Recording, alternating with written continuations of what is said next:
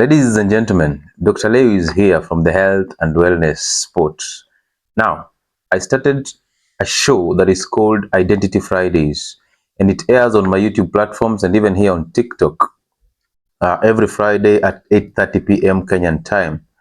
And the reason why I started this show is because I realized a lot of problems in human beings are actually spiritual problems rather than the physical problems that we keep on handling with medication. So this show is intended to change lives of people in terms of their spiritual aspects of living. And I've decided to make this video because this is a message to all human beings caught up in the hate of any kind. Number one group is those people who resent their parents for trying to remodel them into their own image or for trying to succeed through their children. These also are intended to target those people who resent their children because they look at their children and they see their spouses in these children. And this goes mostly to women who actually look at their children and they see their husbands in these children and they start to resent these children. This also goes to the group of people who resent and hate people who actually took advantage of them, whether rape or sodomy, as they were growing up and as they were young. And they've held on to that for all this long. And also those who think that they know God, and yet all they're going through is suffering, is spiritual emptiness, is anger, is emotion, doubt, fear, and lack of a bearing in life. This is also a message that is intended to target those who think that they are hated by the world and nobody cares. It is time for us to forgive. Our battles are spiritual battles, and whatever that is happening in our country at this moment in time and in our lives in general is actually a spiritual battle that can actually be won through a spiritual dimension and forgiveness. We are full of anger. We've got a lot of anger and we got to forgive. And the reason why we got to forgive is because we want to overcome the evil nature and the evil spirit that actually controls us and gives us all this anger and insecurities. Anger is the enemy, and anyone who tells you that anger can actually be used to fuel you into being a better person or to actually help you protect yourself against anything or to motivate you in any aspect of life or even to fight the government or other people so that you can actually feel better about yourself is lying to you. And I'm telling you this for free. They are lying to you. They are using your anger to actually control you, and that is evil. So they are of the nature of evil, and they want you to be part of that circus. You will not understand what I am saying until you get to let that spirit of anger depart your soul or depart your mind. That's when you will start to see the bigger picture. Your mind, your soul will be free. You will experience a freedom that you've never seen before. Because once you release off the anger, you will see a whole load of reality that you've never been exposed to. It will bring you something that we call perfect peace. And you'll be able to love even when you purely hate. You'll be able to accommodate other people who don't have or who don't share the same opinion or even political stance as you have. You'll be able to forgive and overcome and actually share a table with your parents, even though you know that you still feel so angry at them. So when you forgive, you overcome your anger. It makes you see a bigger picture. It gives you the freedom that you've always longed for. Okay? It will also, I want you to actually understand that it's so unnatural for you as a human being to hate. It's the most unnatural nature of us to hate. When you are a child, you're born with love, you're born with light and the Spirit of God. And all you knew was to relate with people and how to accommodate other people, regardless of their opinion, regardless of how they look and all that. But somebody somewhere taught you how to love, somebody taught you how to hate. And when they did this, they remodeled you into their own image. This starts from the parents. So you remodel your children into your own image. And through that, you end up suppressing their identities. And once you suppress a child's identity, you've actually shunned the Spirit of God and the Spirit of good. And these children will start being controlled by the new spirit that you've actually imparted in them. I call these false identities. And this is what most of us are suffering from. We don't have an identity. We have multiple identities, and then we don't understand ourselves. Now, these identities can be used to control us. Remember, whatever is inside us is the one that is actually controlling us. Therefore, our major role is to make sure that we choose the type of spirit that lives in us. Anything that you've done before, you're not responsible for, and anything that is coming up, you're not responsible for. Why? Because the spirit that lives inside you is the one that is actually responsible for these things. So stop judging yourself, stop being hard on yourself, stop thinking that you deserve better, or stop thinking that you are worst at this moment in time. You are creating an opinion, and through that, you're making a judgment. That is you sinning. So I need you to understand that it is your natural nature to love, and it's so unnatural to hate. So most of you don't want to hate, but you're suffering because you've been taught hate. And realize you can't have both. You can't have the good spirit and the evil spirit sitting in the same heart. It is impossible. Therefore, you must choose you. Being born again simply means you have to return to your original nature, which is the nature of love. You've fallen away from that nature, and now it's time for you to come back. And remember, as you come back, there's always a price to pay. And that price is forgiveness. That is what we call being born again, or baptism. Dying in the nature of evil to actually resurrect in the nature of good. And as a child, you knew love. You were love. You didn't know how to hate. Hate came after you were taught this, and after going through the struggles and the pressures and the drama in your life. And this was introduced to you by your parents. So they ended up making you to overreact to the nature of your parents. And when you overreacted to the nature of your parents, you started to resent them because they modeled you into their own image. They ended up imposing their false identities in you, and you started to resent them. And understand, as you resent, you become. So whoever you resent, you become. So you became just as evil as your parents. They did not know God, therefore you can't judge them, because now that you know and you understand better, you realize they couldn't help themselves. They were in a fallen state, and they were not taught how to come back to their original nature of love. So they raised you in a fallen state, and you suffered the consequences, and you're still suffering the consequences of that fallen state. Okay, so this threw you out of the paradise into the darkness of the world. And now you're just suffering from the darkness of the world, and it's time for you to come back. So trying to find a way back is a hard path. It's not a path for everybody, but it is worth it.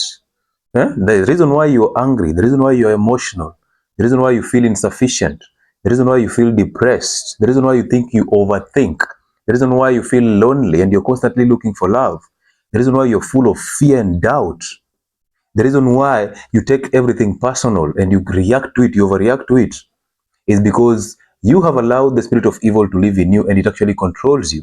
So it makes you think that when you overreact and you say certain types of things or you do certain types of actions, you will feel better. Only to realize after overreacting, the same spirit comes in and judges you and tells you, actually, it makes you judge yourself.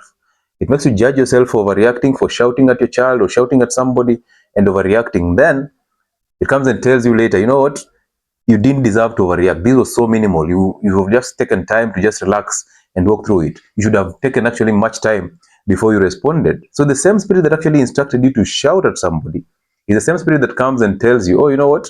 You're so weak. You're so evil. How did you overreact? How did you say all these mean things?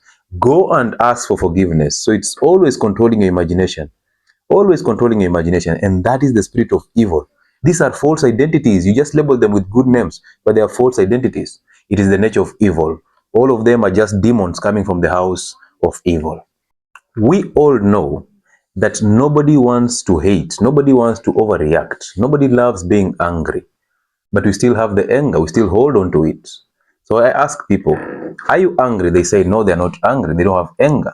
I tell them, so you don't ever get angry. They say, oh, you know, I get angry because I am human. So they actually quote the nature of evil.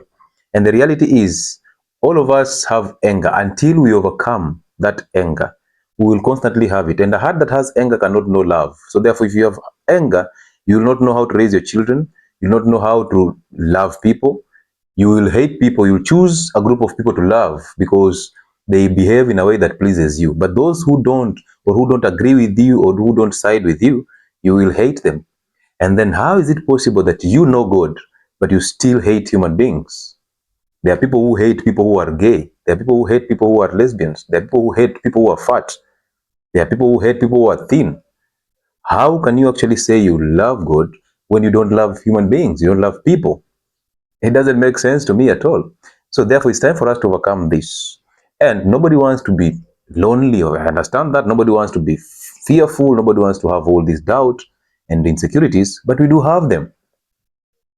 God is a God of fulfillment. How is it possible that we know God, but we still have all these insecurities inside us? So we want to feel comfortable in our own bodies. We want to actually be in marriages and in working relationships. We want to have families and raise them in the appropriate ways according to God's will. But we are unable because we have a lot of anger. And anger is actually stopping us from seeing what is happening. It's also stopping us from seeing the real reality. Therefore, it's time for us to overcome anger. When you overcome anger, you let people be whatever or whoever they want to be.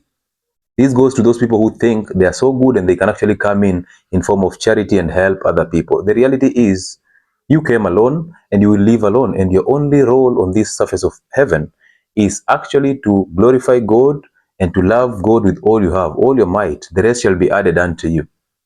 So if you love God, you will love people. You will have the spirit of good inside you, and that spirit will guide you on how to actually solve human problems and suffering. So as you sit there thinking in your imaginations, you know what, I'm a good person and I have to help these people who are needy, you're actually creating a judgment over those people. They are there as a lesson to teach you something. So simply find God and God will guide you on how to actually take care of other people.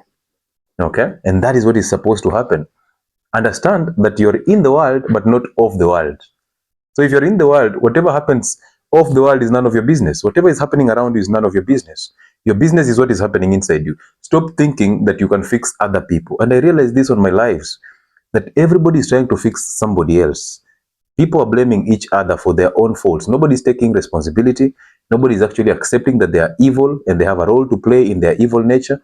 But they are so quick to judge other people, and they are so quick to think they can actually fix other people. Look at a breakup. Everybody wants to be the better person in that breakup so that the other one feels bad. Look at a divorce. The women want to be looked at as though they were trying all their best and the men were the problem. On the other side, the men want to be looked at as though they were the better men and the women were the problem. So we are constantly blaming external factors, yet the real reality and the real world is happening inside us. And until we fix what is inside us, we will constantly attract that who we are. And as you sit there complaining, you will simply attract another demon that is even worse than the demon that you just left. As you keep on running away from your parents, whatever you run away from, you attract. You attract a man who is very, very, very aimless, no focus, cannot provide for you as a woman, just the same way your father ran away from you. So you keep on running instead of forgiving. You're running away, but the spirit of evil is still inside you. So how do you expect to survive this battle? Let people suffer, let people endure, because some people need that endure. They need that suffering for them to wake up. Some people need to go through a punishment for them to actually see the bigger picture. Therefore, let people be. If you love people, you'll actually let them be. You will not impose your will on them. You will not think they are suffering, because you're here to live your life and just justify God, glorify God. That's your only role. You will not think you have a purpose. You will not think you have an image to protect, a reputation. You don't have anything. These are just false identities that you've been taught. Our role is to follow commandments, not morals, not values, all these things. I don't know where these things come from, but anyway, we keep moving. So some people need pain to actually wake up from what they are going through. So then what do you need to do to actually make sure that you're leading a healthy life in terms of the spiritual aspect? Remember, the spiritual world controls the mental and the physical follows. So therefore, stay present. Anytime you're wondering, thinking about the future and thinking about the past, just know the devil is controlling your imagination, because that is your weakness. You don't have a past, you don't have a future. All you have is imaginations. You're imagining what happened in your past and passing judgment over yourself. So the devil cannot destroy you, but he knows if he uses your imagination, he will allow you to destroy yourself. Do not destroy yourself through imagination. So you don't have a future, stay present. Your real reality is now. Stay in prayer. Don't pray from your mind. Those ideas that you have when you're praying, those are just you praying to the devil. You need to pray from your heart, because the spiritual aspect of life is in your heart. The kingdom is in your heart. The scripture is in your heart. So you need to start praying from your heart, and that will only happen when you start doubting your thoughts and go in a silent prayer. Those prayers that you make, speaking in tongues, all those, you realize you speak in tongues, but you're still suffering, you're still insecure. How is it possible? You're constantly in church and in the mosque, but you come out with the same problems that you went in with. It's not working. Therefore, it's time for you to actually fix other things. How is it possible that you know God, you attend church, you pay tithe, and you do all these things? You follow commandments, but you're still suffering, you're still in pain, you're still inadequate, you still think that you love people when you don't know God, and God is the home of love. So you can't love people if you don't know God. So stay present, stay in prayer. Also, admit when you're wrong. This is very necessary because most people don't admit when they're wrong. And I will tell you this for free. When you resent somebody, the only way to actually win that battle is to forgive that person. So you go to this person, you don't ask them for forgiveness. What you do is you tell them, you know what? I have realized that I've been judging you for no good reason. It was wrong for me to resent you because I'm not supposed to resent human beings. Therefore, I apologize. I now realize, because I see better and I know better, that you couldn't help yourself. So I apologize for resenting you because I realize I'm wrong. Remember, you're saying, I realize I'm wrong, because you are admitting that you resented them, and it's not right to resent people. So I realize that I'm wrong for resenting you. Okay? And then you apologize. I apologize for resenting you for no good reason. And you overcome. Whether you've been raped, whether you've been sodomized, whether you have a father who abused you, and all these things that you, all the people that you resent, simply face them, overcome them. Because the more you hate them, the more you suffer. The more you hold them inside you. Doesn't make sense. So stay present, stay in prayer, admit that you're wrong before you go and forgive. And then go and ask for forgiveness for resenting these people. Understand that? Go and ask for forgiveness for resenting these people. Forgive is the only way out. Tell them, I'm sorry for being angry at you. It was wrong for me to be angry at you, and I apologize. Righteous people don't have ego. Ego is actually stopping you from going to face these people and overcome them. I realized a lot of rape victims, they resent those who rape them, and they don't want to even face them. And the more you do that, the more you suffer, because you will never be free. You'll never know freedom. You'll constantly create judgment. You even hate people who are coming into your life to actually love you. And the reason that is because you still have this identity of this person, because whoever you resent, you become. So you became much evil than the one who actually abused you. So it's time for you to face them and overcome them. It's a difficult process. And this journey is not for everybody. For people who can actually endure the pain, let their ego die so that they can actually resurrect in the spirit of good and get the guidance. Understand, as you're going to forgive these people, or as you're going to get forgiveness and identities from these people, just know that angry people will not forgive you. And if you're angry, you don't see the bigger picture. Therefore, you cannot forgive people. If you're a parent, I want you to know this, that you will not want your children, if you're somebody, maybe a young person, you will not want your children, when you get to a parenthood, to resent you for the things that you've actually done now. So as you resent your father, understand that you will not want your children to resent you the same way you're resenting your father. So do that which you would actually want to be done to you. Go and forgive. Angry people will not know how to forgive you. They don't know. They don't see the bigger picture. They are in the fallen state. So you understand that they're in the fallen state. So you're going to liberate yourself from that fallen state of theirs. And for you to liberate yourself from the fallen state, you must overcome them by forgiving. Anger is evil. Anger is destructive. Anger blocks you from seeing the real reality and the bigger picture. And anger makes you suffer. And therefore, you'll hit the rock bottom. And when you hit the rock bottom, that's the time you have to know God. That's the time you actually know God. So the suffering that you're going through, you deserve it. Go through it, endure it. But as you do that, forgive those that you've been resenting, because that will get you out of that pit. We need to overcome anger. Simply go and say, I am sorry for resenting you. I was wrong. But now I realize you couldn't help yourself. I apologize. Anger will depart you. That spirit of evil will depart you, and you will be free. The freedom will come, and that freedom comes with a lot of ease. It is called perfect peace. You will not get angry. You will not be overexcited about things that don't make sense. You will not create an opinion. You will not have to pick sides of anything. You will not create a judgment of anything. And that's the life that we want you to live. We want you to overcome this, because most of the issues that you are going through, most of the health issues that people are going through are hypochondriac. They are in your imagination. So you must beat that power of imagination, because the devil controls you through your imagination. Once you beat this power of imagination, life opens up to you, and you start seeing the bigger picture, and your life becomes free. You realize you've been free all along, but you've tied yourself there in a pit because of the anger that you've actually allowed to reside in you. But the only way to actually overcome anger is forgiving. So this channel was started with intention to actually help you fix your anger, your emotion, your fear, your doubt, your concerns, your false love and false identities, so that you shed all these false identities off You shed off the spirit of evil and you allow the spirit of light to actually come to you, and then you stay present and allow God to do the rest. Now, this is not a sermon. This is not a this is not a church. This is a spiritual way of living, and you have to embrace it. Because you understand this, you might think I'm a preacher, because in your head, again, you're being controlled by the spirit of evil. Whatever I'm sharing to you, I highly recommend you go and do that. But if you feel like you don't want to do it, it's up to you.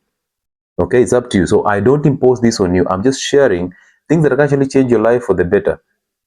They work for me. Possibly they can work for you. But try it out and see how life opens up to new opportunities and new peace that you really deserve. God did not create you to get you into suffering. You are not created to suffer. You are created to serve God, and the rest shall be added unto you. And because He's a God of fulfillment, you're feeling empty because you've not allowed Him to work with you. It's time for you to allow God to work with you and just see the bigger picture. I thought you should get this.